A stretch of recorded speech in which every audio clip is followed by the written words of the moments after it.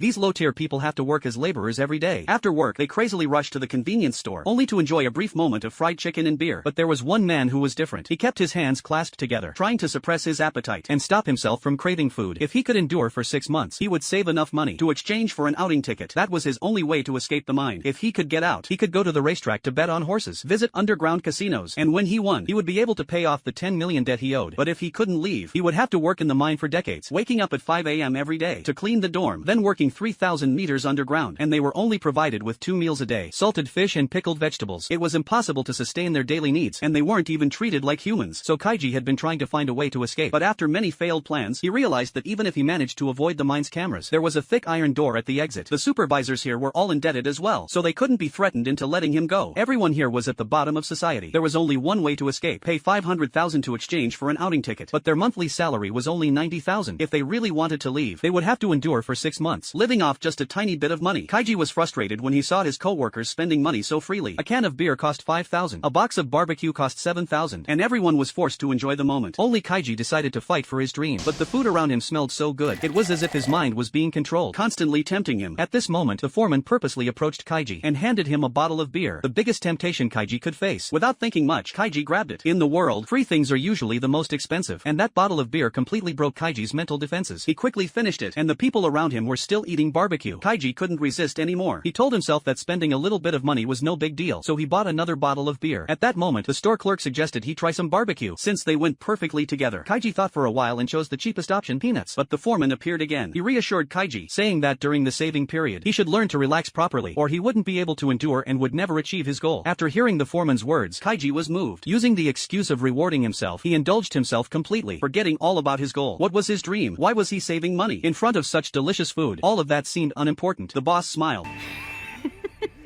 バカ丸出しですね。バカだからね。あんなもんよ。今の若いもんなんて。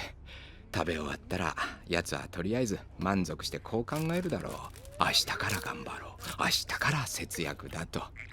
が、その考え方がダメ。明日から頑張るんじゃない。今日だけ頑張るんだ。今日頑張ったもの。